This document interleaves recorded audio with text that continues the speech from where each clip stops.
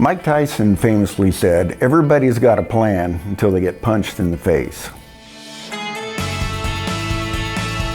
So why plan when things are going to change anyway?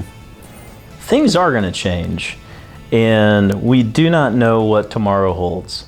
But it is helpful to go through the exercise of exploring what we've got to work with, of looking at what do we want, what are our core values, what's important to us, and go through the exercise of figuring out what do we want to shoot for. But even though plans will change, medical events will come up, family members will pass away, dramatic changes will happen, whether we're talking about personal or business.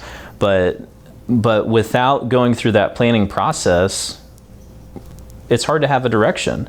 And even after you go through the planning process, you have a sense of what you're working with, and it gives you a foundation to choose a new path moving forward. I've heard it said also quite a few times that it doesn't really do any good to plan because the government's just going to change the laws on everything anyway, the tax laws or our laws on how you can invest for retirement. So why even bother with it? Why try? Yeah, why even try? Yeah, no, that's a good question.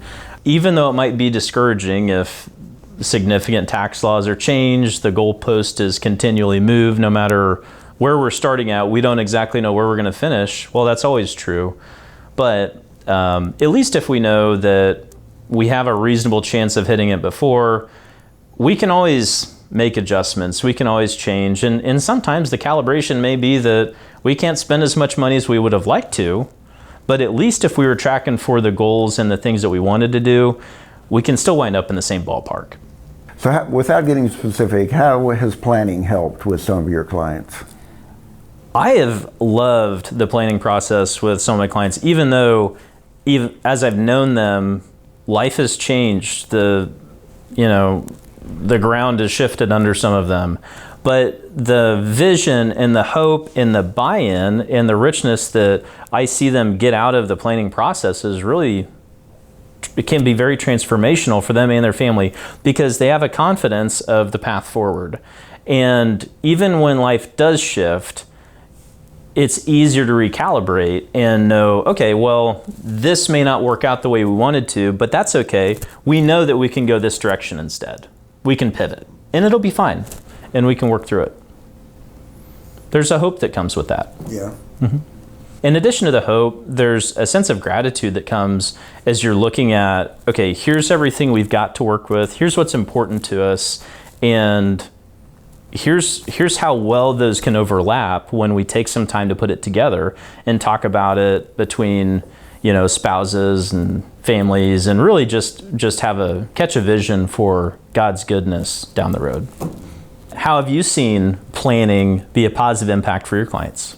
Well, I've had some clients that have been fearful that they're going to run out of money, and it's given them confidence that they're going to be okay, that they're not going to run out of money. I think maybe one of the biggest fears for people is running out of money before they die, right. And that's understandable.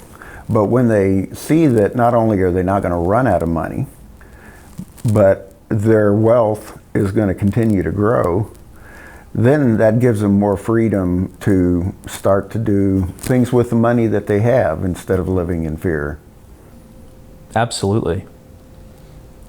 And the other thing that brings to mind is, especially when someone maybe doesn't have so much that it's just going to continue to grow and expand for the rest of their life, per se, but they're kind of in a corridor of they've got enough if they manage it well, but the freedom that comes with understanding where they stand really helps them live with a lot less fear, like you said, a lot more confidence with what they're doing, and frees them up to be more grateful on a day-to-day basis as they go through their retirement years. Mm-hmm.